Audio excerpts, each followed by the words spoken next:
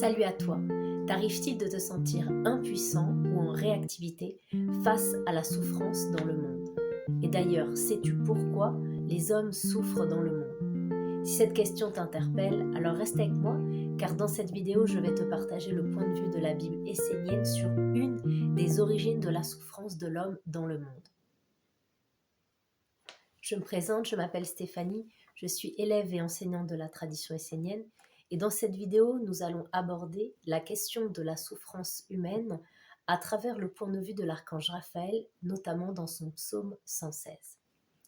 Alors il est vrai qu'aujourd'hui, si on regarde l'état du monde, on peut faire ce constat que beaucoup d'hommes, beaucoup de femmes, quels que soient les pays, vivent des vies difficiles, des vies semées d'embûches, parfois des aides vivent de grandes épreuves. Et il est vrai que lorsqu'on vit de grandes difficultés, eh bien on peut se poser la question de l'existence d'un Dieu. D'ailleurs, il y a certaines personnes, lorsque vous leur parlez d'un monde supérieur ou d'un Dieu, ils vous diront « Mais attends, tu me parles de Dieu, regarde la vie que j'ai, regarde les épreuves que j'ai, je suis dans la souffrance. » Ou alors on vous dira « Mais regarde, s'il y avait vraiment un Dieu, est-ce qu'il laisserait faire ça, c'est-à-dire la guerre, la pauvreté, la famine ?» Alors tout ça est vrai, il y a un monde d'injustice, il y a un monde de souffrance, mais quand on regarde toutes ces souffrances, en fin de compte, on n'adopte uniquement que le point de vue des conséquences. Parce que toutes ces souffrances que nous pouvons voir, même dans notre vie, sont les conséquences de quelque chose. Et donc c'est ce que va nous rappeler l'archange Raphaël à travers son psaume 116. La souffrance que vous connaissez ne vient pas du monde divin. Le monde divin est bénédiction, générosité et perfection. La souffrance que vous connaissez vient de votre éducation, de votre façon de penser et de vivre. Vous, les hommes, vous vous êtes écartés du monde divin et avez développé une façon d'être au monde.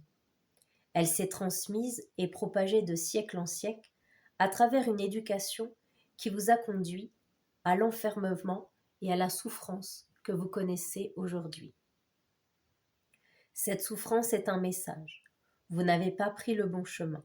Vous devez vous redresser et entrer dans une autre éducation, cultiver une autre tradition.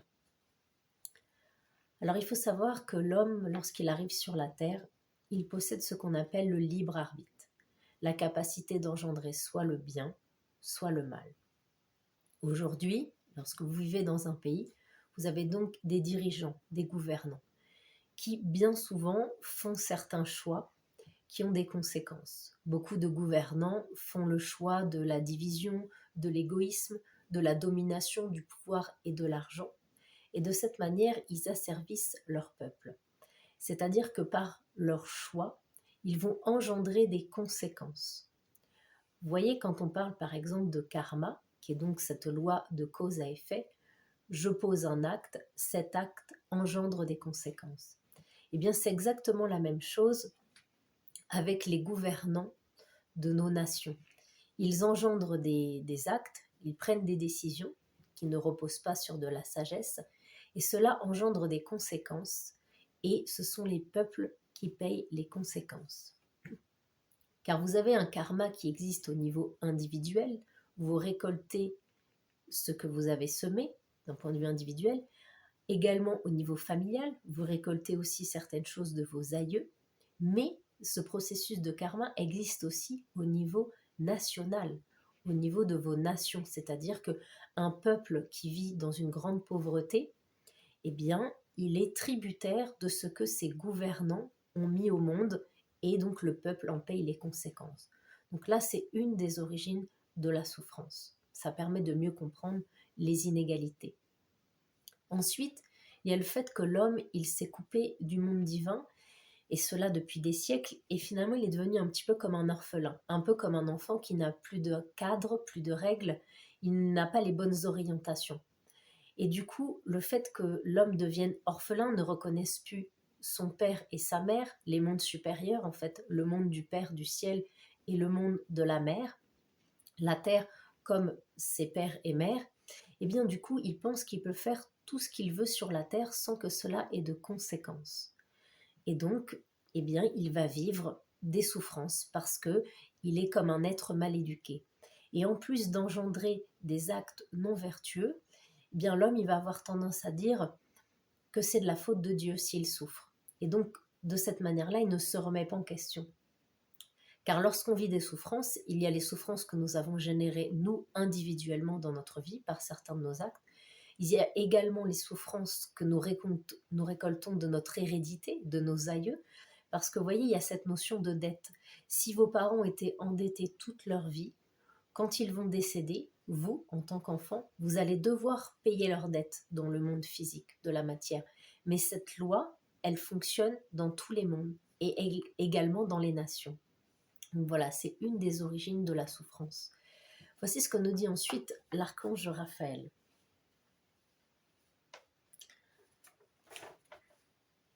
Apprenez à vous concentrer sur ce qui est profondément vital, sur ce qui vous rend serein, fort, clair, sain sur la terre.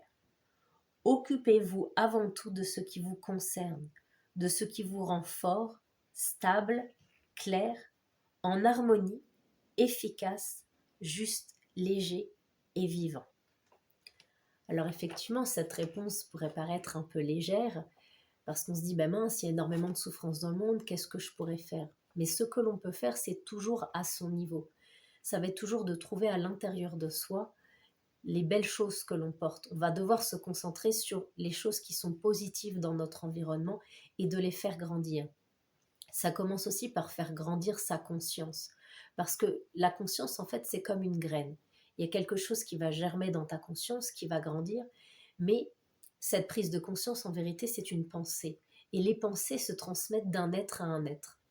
Aujourd'hui, vous avez beaucoup de gens qui deviennent végétariens ou véganes. Eh bien, au départ, c'était une minorité de personnes qui adoptaient ce type d'alimentation. Et puis, petit à petit, en fait, ça s'est répandu dans l'atmosphère, dans les pensées, qui fait qu'aujourd'hui, il n'y a aucun problème à ce que des gens soient véganes ou végétariens. Donc, en fait, il faut toujours commencer par ce qui est le plus proche de soi.